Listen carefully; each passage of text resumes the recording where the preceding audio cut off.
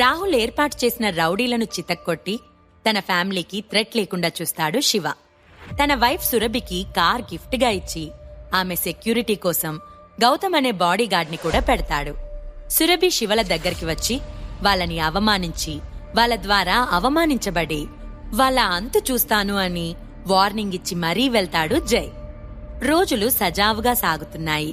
సురభి తన కాన్సంట్రేషన్ అంతా కూడా కింగ్ ఆఫ్ ది వరల్డ్ పైనే పెట్టింది. శివ మధ్య మధ్యలో ఆమెకి కొన్ని సజెషన్స్ ఇస్తున్నాడు. ఓ రోజు మధ్యాహ్నం ఆఫీసులో సురభితో బయటకు వెళ్ళొస్తాను అని చెప్పి జ్యోతి టవర్స్ నుంచి బయటకు వచ్చాడు శివ. అక్కడ బ్లాక్ కలర్ కార్ అండ్ దానిలో అతని తాతగారి అనుచరుడు జానీ ఉన్నారు. సరాసరి జానీ దగ్గరికి వెళ్లి కారెక్కి కూర్చున్నాడు. సరిగ్గా అరగంట తర్వాత అజంతా 7 స్టార్ హోటల్లోని రెస్టారెంట్లో ఓ కార్నర్ సీట్లో కూర్చొని ఉన్నారు శివ, సంపత్లు. శివ తన ఎదురుగా ఉన్న కాఫీ కప్ ని చుట్టూ తిప్పుతూ సైలెంట్ గా చూస్తూ ఉన్నాడు. నేను చెప్పిన దాని గురించి ఏం చేశావ్ అని అడిగాడు సంపత్. నేనా రోజు చెప్పాను కదా, నేను రాను. అయినా ఎందుకు నా వెంట పడుతున్నారు?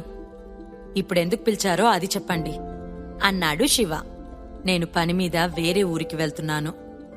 మరొకసారి నీ నిర్ణయం తెలుసుకుందామని అన్నాడు సంపత్. నా డెసిషన్లో ఏ మార్పు లేదు, రాదు కూడా.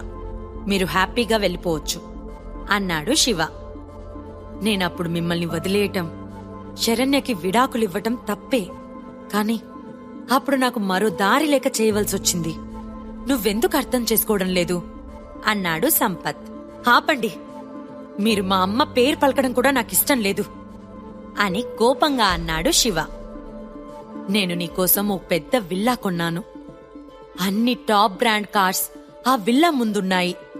10 మంది పనివాళ్లు నీకేం కావాలన్నా చిటికెలో చేసి పెడతారు. నీ పేరు మీద మిలియన్స్ ఆఫ్ డాలర్స్ రిజర్వ్ బ్యాంక్లో వేశాను. ఇన్ని కంఫర్ట్స్ వదిలేసి ఇంకా నువ్వెందుకు ఆ షికా ఫ్యామిలీకి అల్లుడిగా ఉంటూ వాళ్ళు చేసే అవమానాలు భరిస్తున్నావు అని అడిగాడు సంపత్. సంపత్ మాట్లాడటం ముగించగానే శివ పెద్దగా నవ్వాడు. కొడుకు ఎందుకు నవ్వుతున్నాడో అర్థం కాక అయోమయంగా కొడుకు వైపు చూస్తున్నాడు సంపత్. శివ నవ్వు ఆపుకుంటూ, ఎలా కనిపిస్తున్నాను మీకు? మీరిచ్చే ముష్టి కోసం ఆశపడి వస్తాననుకున్నారా? నేను నాదనుకుని అక్కడికి వస్తే మా తాతగారు ఆస్తి మొత్తం నా చేతిలో పెడతారు. అప్పుడు నేనే మీకు పాకెట్ మనీ ఇవ్వాలి. అదెలా మర్చిపోయారు మీరు అని వెటకారంగా అన్నాడు శివ. శివ మాటలకి సంపత్ మొహంలో నెత్తురు చుక్కలేదు. ఈ అజంతా హోటల్ చూసావా? ఈ హోటల్ని నేను నీ పేరు మీద కొన్నాను. ఈ హోటల్లో అన్ని సౌకర్యాలతో కూడిన లాస్ట్ ఫ్లోర్ని నువ్వు జల్సాగా బ్రతకడానికి అన్ని ఏర్పాట్లు చేశాను. నువ్వు ఎప్పుడైనా ఇక్కడికి రావచ్చు, వెళ్ళొచ్చు అన్నాడు సంపత్. మీరేం మారలేదు. మనుషుల్ని మీ కంట్రోల్లో పెట్టుకోవాలనుకునే మీ కోరిక మారలేదు. కాని నన్ను మీ కంట్రోల్లో పెట్టుకోలేరు అని కూల్గా అన్నా. అతను జ్యోతి టవర్స్ లోకి అడుగు పెట్టే ముందు వరకు కూడా పురుషోత్తం ఫ్యామిలీ గురించే ఆలోచించాడు. ఎప్పుడైతే జ్యోతి టవర్స్ లోకి ఎంట్రీ ఇచ్చాడో ఇక వెంటనే ఆ ఆలోచనలను ఆపేశాడు. సాయం చాలా హ్యాపీ. కంగ్రాట్స్ సురభి అని ఆమె ముందు ఓ బొకే ఉంచాడు. సురభి కాస్త ఇబ్బందిగా నవ్వి ఆ బొకే అందుకుంది. సురభి పక్కనే ఉన్న శివని చూసిన రామ్, ఇతనెవరు అన్నాడు.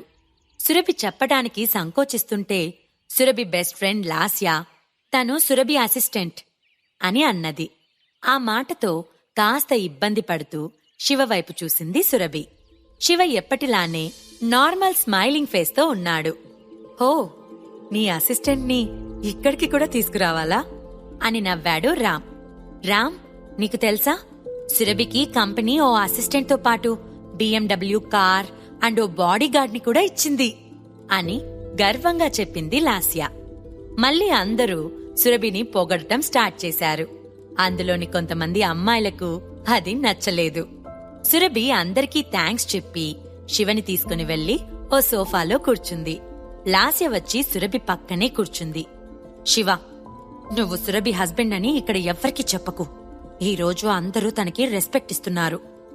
నువ్వు సురభి హస్బెండ్ అని తెలిస్తే ఆ రెస్పెక్ట్ ప్లేస్లో వెటకారం హేళన ఉంటాయి అని సీరియస్గా అన్నది. శివ ఆమె వైపు నిర్లిప్తంగా చూశాడు. అయినా నువ్వేంటి సురభి, తనని వెంట పెట్టుకొనొచ్చావ్? మన క్లాస్లో జెంట్స్కి నువ్వంటే క్రష్ అని తెలుసు కదా. నీకు పెళ్ళైందని తెలిస్తే అంతా ఏమైపోతారు? ఆ రామ్ ఇంకా నిన్ను లవ్ చేస్తూనే ఉన్నాడు అని రామ్ని ఉద్దేశిస్తూ లాస్య చెప్పింది. శివకి కోపమొస్తుంది, కాని సురభి ముందు తన కోపాన్ని చూపించటం అతనికి ఇష్టం లేదు. నువ్వింకా ఈ టాపిక్ ని మార్చు లాస్య అని కోపంగా అన్నది సురభి. ఇంతలో సురభి క్లాస్మేట్ ఓ అమ్మాయి అక్కడికి వచ్చి బీర్ టిన్స్ అందరికీ ఇచ్చి చియర్స్ అంది. ఇంతలో రామ్ తన పాకెట్లో నుంచి ఓ జ్యువెలరీ బాక్స్ ఓపెన్ చేసి సురభి వైపు చూశాడు. అది చూసిన అందరూ కూడా ఓ అని గట్టిగా అరిచారు. ఆ అరుపులకు బిత్తర చూపు చూసింది సురభి. ఏంటి రామ్, నువ్వు సురభికి ప్రపోజ్ చేస్తున్నావా అన్నాడు రామ్ ఫ్రెండ్. ఆ మాట విన్న అక్కడ అమ్మాయిలంతా సురభి వైపు అసూయగా చూశారు. నోనో, నేను సురభి విన్నర్ అయినందుకు తనకి చిన్న ప్రెజెంటేషన్ ఇస్తున్నాను అని చిరునవ్వుతో అన్నాడు రామ్. ఇది చిన్న గిఫ్టా? పచ్చల హారం ఎంత లేదన్నా 2 లక్షలు విలువ చేస్తుంది అన్నది ఓ అమ్మాయి. రామ్ చిరునవ్వు నవ్వాడు. తీసుకో సురభి, జస్ట్ గిఫ్ట్ మాత్రమే అన్నది లాస్య. రామ్ పైకెలా చెప్తున్నాడు కాని అతను మనం చదువుకునే రోజులలో సురభి వెంట పడలేదా ఏంటి అని అందరూ నవ్వారు. అది సురభికి గుర్తు చేయాలనే రామ్ ప్లాన్. నువ్వు నాకు గిఫ్ట్ ఇవ్వాలి అనుకోవటం నాకు హ్యాపీగా ఉంది రామ్, బట్ నాకా గిఫ్ట్ వద్దు అని అన్నది సురభి. నేను నీకోసం ఎంతో ప్రేమతో ఈ హారం తెచ్చాను, ప్లీజ్ అన్నాడు రామ్. ఆ నెక్లెస్ ని బాక్స్లో నుంచి తీసి సురభి దగ్గరికి వెళ్లాడు. ఆమెకి స్వయంగా తనే నెక్లెస్ పెట్టాలి అనే ఉద్దేశంలో ఉన్నాడు రామ్. రామ్కు చదువుకునే రోజుల నుంచి సురభి అంటే ఇష్టం ఉండేది. ఎప్పుడూ ఆమె వెంట పడుతూ ఉండేవాడు. ఇప్పుడు ఆమెని టచ్ చేయాలనే కోరిక అతనిలో బలంగా ఉంది.